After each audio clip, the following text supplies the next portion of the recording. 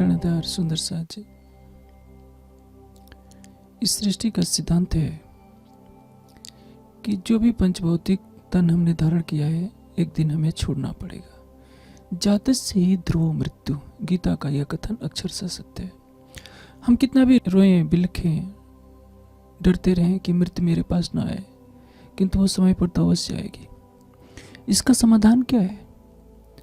इसका एक ही समाधान है कि इस तन के रहते रहते हम सच्चिदानंद परब्रह्म के चरणों में प्रेम करें, संसार को सत्य धर्म और प्रेम के पुनीत मार्ग पर चलने की प्रेरणा दें। जो ऐसा कर जाते हैं वो धन धन हो जाते हैं। वैसे तो स्थूल शरीर के जीवन को ही यथार्थ जीवन नहीं समझना चाहिए। इस स्थूल शरीर के थोड़े से जीवन की अपेक्षा हमारी आत्मा का जीवन अनंत है। हमारी आत्मा आनंद के जिस अनंत सागर से बिछड़ी है उसकी प्राप्ति ही हमारे जीवन का परम लक्ष्य होना चाहिए। बबली बहन के धाम गमन से सुंदर साथ को हार्दिक पीड़ा अवश्य हुई है, किंतु प्रकृति के सिद्धांत को कौन बदलेगा? इस मायावी जगत में जब हम रह रहे हैं तो प्रकृति के सभी बंधनों को हमें मानना पड़ता है। हमें तन धारण करना पड़ता है, तन को छोड़ना पड़ता है, रोगी होना पड़ता है। हमारे लिए यही आवश्यक है कि हम तारतम्यवाणी में कितना गोता लगाएं, कितनी चितवनी में लगें और कितना सेवा में हम अपना जीवन लगा दें। बबली बहन ने ये सब कुछ किया। वैसे तो सेवा का कार्य बहुत ही कठिन होता है। मैंने रतनपुरी आश्रम में देखा था कि किस तरह से वार्षिकोत्सव से कुछ दिन पहले वे प्रत्येक कमरे के सफाई के साथ साथ सभी शौचालयों की सेवा वो स्वयं करती थी। उस समय उनके शरीर में शक्ति थी, सेवा का अटूट भाव था और जानते हैं कि शौचालय की सेवा कितनी कठिन होती है। हम सब सुंदर साथ अपने घरों में ये सेवा बहुत कम करते हैं। हम किसी को नौकरानी को लगा लेते हैं क्योंकि ये सेवा हमें छोटी पड़ती है। लेकिन बबली बहन ने राज्य की सेवा के नाम पर स्वयं इस सेवा को चुना था। जो जितने महान होते हैं उतनी ही छोटी सेवा को चुनते हैं। युधिष्ठिर के राजसूय यज्ञ में भगवान कृष्ण ने याज्ञिक ब्राह्मणों के चरण धोने और जूठी पतल उठाने की सेवा स्वयं मांग करके ली कि सबकी जूठी पतले मैं उठाऊंगा। यह सेवा यदि दुर्योधन को दे दी जाती तो कभी भी स्वीकार नहीं करता कि मैं सबके चरण धोऊं और जूठी पतल क्यों उठाऊं, मैं तो चक्रवर्ती राजा का उत्तराधिकारी हूं। किंतु बबली बहन ने यह सेवा तन रहते रहते कभी भी किसी और को नहीं दी और वार्षिकोत्सव के पहले दिन तो पाठों में लग जाती थी। इसके पहले हर शौचालय साफ सुथरा दिखता था। इसके पीछे किसकी सेवा थी? बबली बहन की सेवा थी। सेवा का कार्य इतना कठिन होता है कि योगियों के लिए भी कठिन कहा गया है। सेवा धर्म परम गहनो योगिनाम अप्यगम्य है। वे पंचभौतिक तन से हमारे बीच में नहीं है, किंतु वे सेवा के द्वारा हमें आज भी प्रेरित कर रही है कि आने वाली पीढ़ी को क्या करना होगा। वैसे तो सुंदर साथ को कहना पड़ता है कि सुंदर साथ जी ये सेवा कीजिए, ये सेवा कीजिए, क्योंकि सुंदर साथ जी बचा करके भागना चाहता है।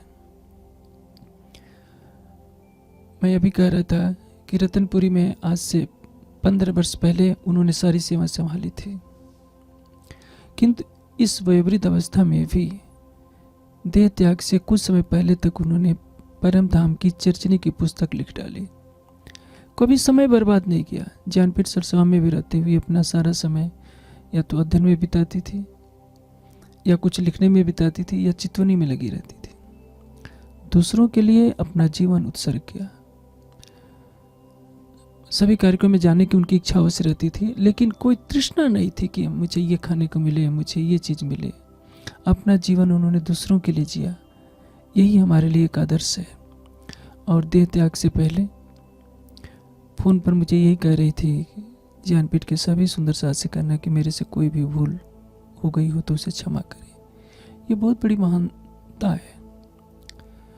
स्वयं को हार जाना, अगुण काढ़े गुण ग्रहे हारे से हुई जीत। सबसे ये कह देना कि मुझसे कोई भी भूल हुई उसको क्षमा करना, ये सामान्य व्यक्ति नहीं कहता है। जिसका हृदय विशाल होता है वही इस तरह की बात कहता है कि मेरे से जो भी भूल हुई हो उसको क्षमा करना। कैंसर की असह्य पीड़ा को भी सहते हुए केवल उनके मुख से रहस्यमय निकल रहा था। और यह रोग तो सब सुंदर साथ को मालूम है कि सारा देश इससे पीड़ित है, सारा संसार पीड़ित है।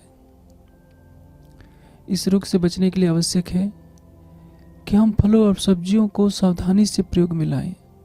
उन पर जो पेस्टिसाइड का प्रयोग हो रहा है यह हमारे लिए बहुत ही घातक है। जिस कार्बाइड से आम, पपीता और केला पकाया जा रहा है वो कैंसर का कारण है। कैंसर के कारणों को जब तक नहीं हम हटाएंगे तब तक कैंसर तो होता ही रहेगा। पहले यह मांसाहारियों का रोग था, लेकिन अब तो शाकाहारियों में भी हो रहा है। हमें यह भी ध्यान रखना चाहिए कि कीमियोथेरेपी को ही अंतिम विकल्प न मान लें। पश्चात देशों में भी गाजर के जूस के साथ या गेहूं के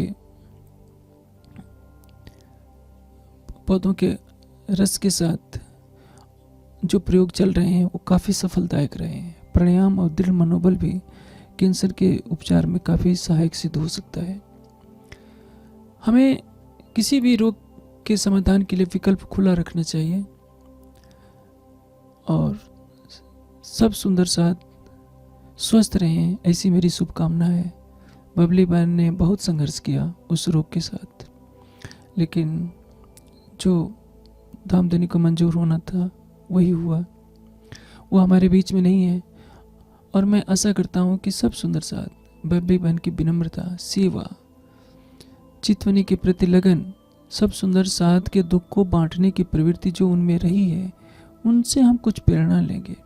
शरीर तो सबका छूटना है, किंतु इस शरीर के रहते रहते हम बबली बहन की तरह सेवा करें, चितवनी में डूबे, वाणी का चिंतन करें और यथासंभव जितना हो सके हम दूसरों को सुख पहुंचाने का प्रयास करें।